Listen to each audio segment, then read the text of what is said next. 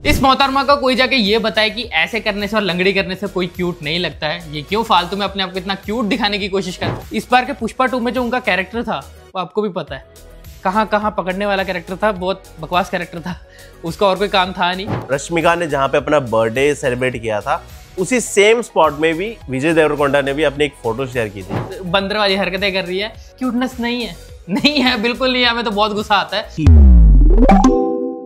Imagine who has the guts and the power to and the alphaness to wear a sari, dance in a sari, do an action in a sari, have a talkie portion in a sari, and 21 minutes of a film he's in a freaking sari.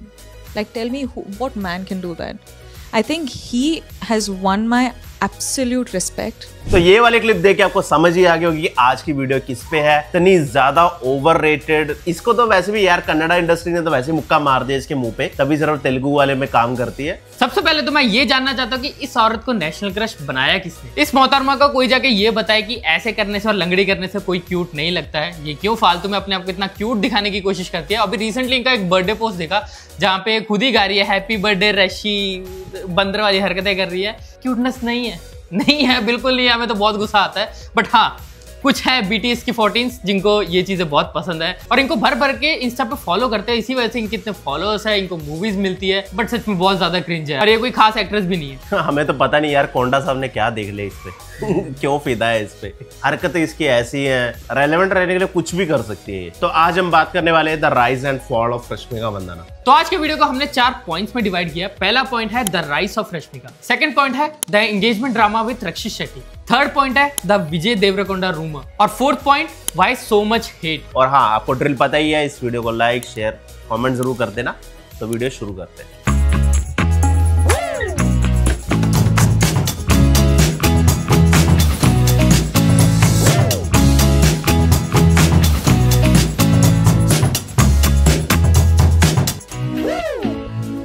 तो point number 1 है the rise of Rashmika. तो रश्मिका की जो fairy tale rise है ये शुरू होता है 1986 में, जब वो बॉर्न होते हैं कर्नाटका के एक स्मॉल विलेज में। फादर का कॉफी एस्टेट और मदर होम मेकर। फिर भी इनकी जो फाइनेंशियल कंडीशन थी इतनी ज्यादा अच्छी नहीं थी, बट रश्मिका के जो सपने थे वो बहुत बड़े थे। और 2016 आते ही इन्होंने अपनी पहली मूवी किरिक पार्टी से कन्नड़ा इंडस्ट्री में डेब्यू किया। और किरिक पार्टी कन्नड़ा की रोम-कॉम मूवी थी और ये उस साल की बहुत बड़ी हिट भी रही थी और क्रिटिक्स ने भी रश्मिका को बहुत ज्यादा पसंद किया था और उसी साल साइमा अवार्ड से बेस्ट डेब्यू का अवार्ड तक मिला था। बट आज की सिचुएशन कुछ अलग है।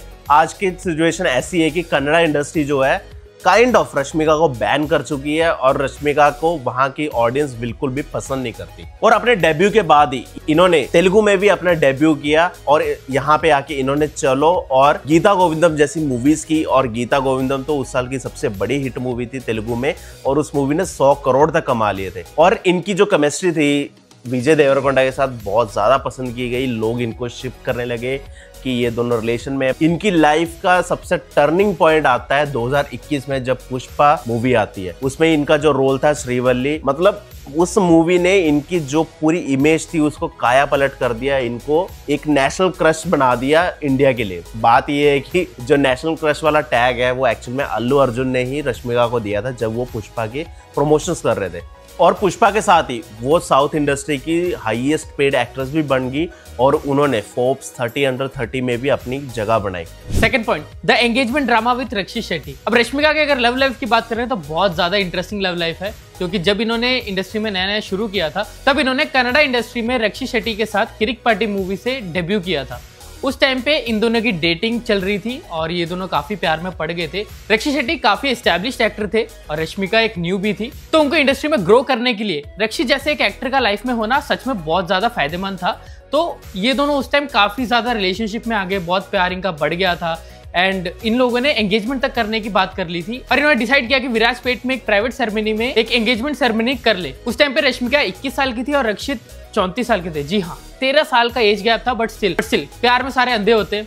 एज क्या ही मैटर करता है, जैसे कि सैफ और अमृता के केस में था, उसी तरीके से इन लोगों ने भी एज को उतना ध्यान नहीं दिया और एंगेजमेंट कर ली। लेकिन ये लव स्टोरी यार इंटरवल तक भी नहीं चली। सितंबर 2018 में ये एंगेजमेंट टूट गई और इसका रीजन था कंपैटिबिलिटी इशू। जी हाँ, रश्मिका के बहुत बड़े बड़े सपने थे और उनको बहुत ज्यादा ऑफर्स आ रहे थे तेलुगु इंडस्ट्री से और वो बहुत ज्यादा मूवीज करना चाहती थी, लेकिन रक्षित और उनकी फैमिली ये नहीं चाहती थी कि रश्मिका और मूवीज करे और फिल्म इंडस्ट्री में रहे। वो सच में ये चाहते थे कि शादी के बाद वो फिल्म इंडस्ट्री छोड़ दे और मूवीज ना करे। और कहा यह भी जाता है कि रक्षित की मम्मी को भी रश्मिका उतनी पसंद नहीं थी और वो चाहते थे कि वो इनसे शादी ना करे। बट कई लोगों को ये लगता है कि मेन रीजन था रश्मिका का विजय देवरकोंडा के साथ अफेयर।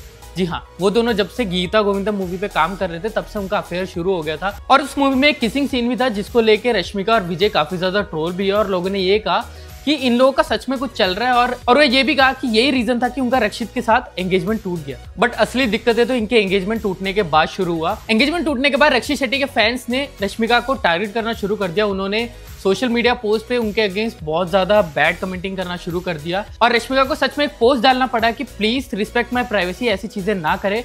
और रक्षित ने भी यही बोला कि इस तरह से उनको तंग मत करो, उनको जज मत करो, let her live in peace. और उस इंसिडेंट के बाद से ये दोनों आपस में बिल्कुल बात नहीं करते। लेकिन अभी रिसेंटली किरिक पार्टी का 8 ईयर सेलिब्रेशन पोस्ट एक डाला गया था रक्षित शेट्टी द्वारा, उसमें रश्मिका का नाम नहीं था और फैंस ने यही बोला कि इन्होंने जानबूझ के मिस किया है, ना कि गलती से मिस हुआ है। तो थर्ड पॉइंट है द विजय देवरकोंडा रूमर। तो अब आते हैं असली गॉसिप पे।